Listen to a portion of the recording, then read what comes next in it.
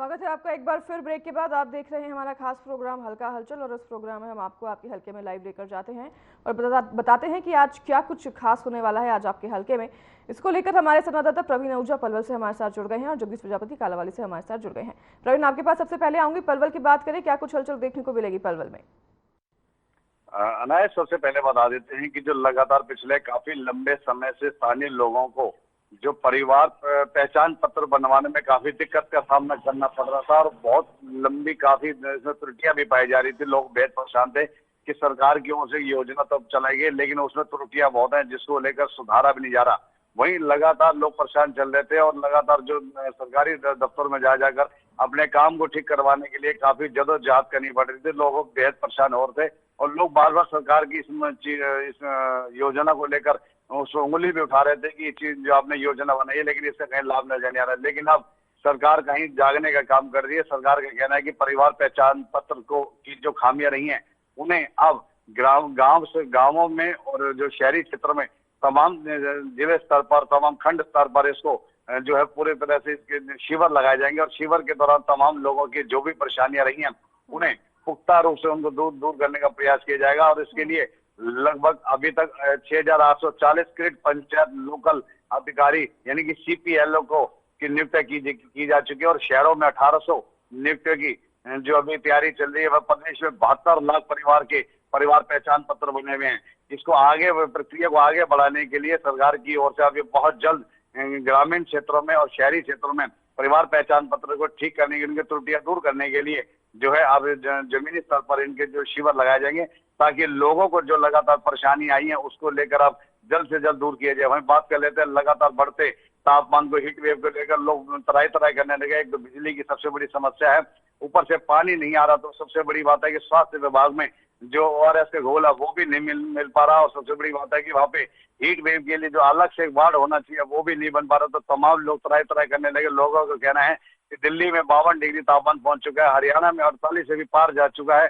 तो कैसे बचाव होगा, तो इसको लेकर लोगों में चर्चा का विषय बना है। और सबसे बड़ी बात है कि स्वास्थ्य विभाग एक एडवाइजरी तो जारी कर रहा है कि आप सुबह 11 बजे से लेकर दोपहर के 4 बजे तक घर से बाहर निकले। और ये भी सही है कि इस समय पूरी सड़कों पर सन्नाटा छाया हुआ है। कोई भी वाहन सिवाय जो पब्लिक ट्रांसपोर्ट है या जो बड़े ट्रक है, जो वाहन जो लोडिंग वाहन है वो आ जा रहे हैं। बाकी सभी गाड़ियां बिल्कुल बंद है क्योंकि हालात दिन पर दिन बिगड़े और 9 तपा चला। 9 तपा के चलते हुए आज 5वां दिन है जिसको लेकर लोग भी बेहद परेशान है कि जबरदस्त जो गर्मी पड़ रही है किस तरह से बचाव किया जाए। लेकिन स्वास्थ्य विभाग भी कह रहा है, प्रशासन ने भी एडवाइजरी कल जारी करी है कि आप ज्यादा से ज्यादा अपने जितना काम हो सुबह या शाम को निपटा लें।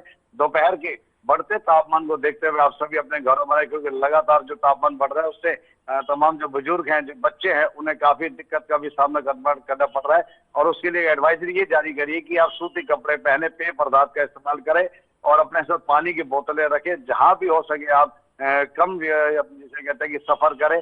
जितना जल्द हो सके अपने घर या जो आपका कॉमर्शियल प्लेस है वहां पहुंचने के जल्दी प्रयास करें ताकि आपको धूप से बचा जा सके और स्वस्थ रहा जा सके। जी आनाया। ठीक है, पर आपके पास लौटूंगी प्रवीण। जगदीश हमारे साथ बने हुए हैं। जगदीश, आपके पास आते हैं, कालावाली से क्या कुछ हलचल देखने को मिलेगी? सबसे पहले तो आज 30 जून है और 30 जून को हिंदी पत्रकार का दिवस है। जो हिंदी पत्रकारिता करने पत्रकार है उनको सबको पहले तो हार्दिक बधाई और शुभकामनाएं देना चाहता हूँ।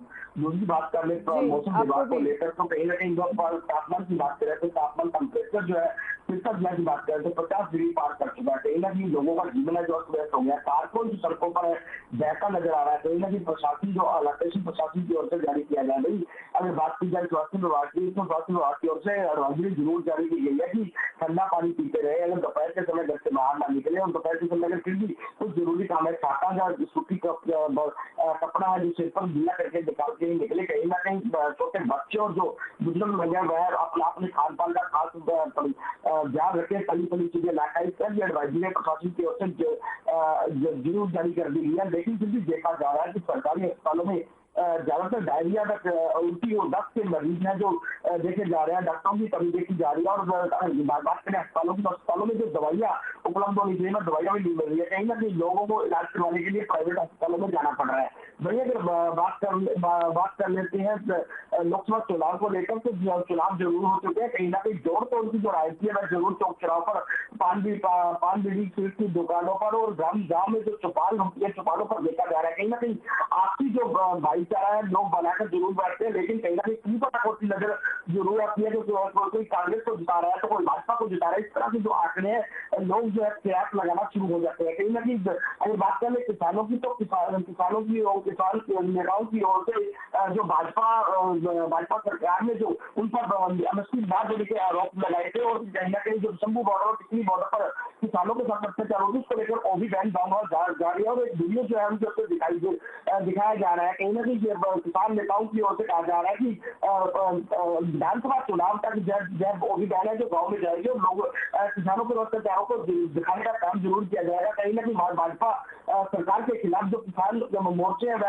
अपनी जो मांगे हैं वो कहीं ना खोलते नजर आ रहे हैं और कहीं ना कहीं किसानों को जागरूक करते नजर आ रहे हैं। देखिए बात कर ले प्रशासन की, तो प्रशासन की ओर से जैसी आचार संहिता लगी हुई है, अभी जो पिछले काम से कहीं ना कहीं सभी पार्टी के नेता लोग जो मैदान में उतरे, कहीं ना कहीं लोगों की डिमांड थी और वह काम है जो लोगों ने गिनवाए थे उसको लेकर कहीं ना कहीं जो लिस्टें बनाई जा रही है आचार संहिता आते ही जैसे ही 10 तारीख से जो है काम को अपनी जगह फैलाने के लिए प्रशासन की ओर से एक प्रमाण है जो ली गई है। कहीं ना कहीं अधिकारी कर्मचारी जो एस्टीमेट वगैरह जो बनाने हैं, जो काम पेंडिंग पड़े हैं, उनकी जो लिस्टें हैं तैयार होने लगी है। कहीं ना कहीं होने की क्या जो लगाए जा रहे हैं। कलावरी हल्का की बात करें तो कलावरी हल्का में काफी जो विकास के काम पेंडिंग पड़े थे उसको लेकर कहीं ना कहीं भाजपा के नेताओं के द्वारा, कांग्रेस के नेताओं के द्वारा लिस्ट बनाई गई है और कहीं ना कहीं अधिकारी कर्मचारियों को पकड़ अब जरूर लगती नजर आएगी, क्योंकि जैसे ही हरियाणा के मुख्यमंत्री हमने देखा कि कह चुके हैं कि कुछ अधिकारी पुराने फोटो के साथ बने हुए उन पर कार्रवाई होगी। कहीं ना कहीं चुनाव में भी कोई अधिकारी कर्मचारियों ने अगर कोई दस्तावेज किया है तो कहीं ना कहीं उन पर भी जांच गिरती जरूर नजर आएगी। बात से भी है जो कहीं ना कहीं चौक चौराहों पर चर्चाएं दिखाई दे रही है। जी जगदीश, आपके पास लौटूंगी मैं। प्रवीण, आपके पास आते हैं। पलवल की अगर बात करें तो मौसम को लेकर क्या कुछ अपडेट और क्या कुछ हालात पलवल में बने हुए हैं? लगातार मौसम और तापमान में बढ़ोतरी देखने को मिल रही है। फरीदाबाद में भी काफी जो है तापमान बढ़ा था। पलवल की बात करें तो पलवल से क्या कुछ अपडेट, क्या कुछ तापमान के अपडेट है और क्या कुछ एडवाइस जारी की है लोगों के लिए?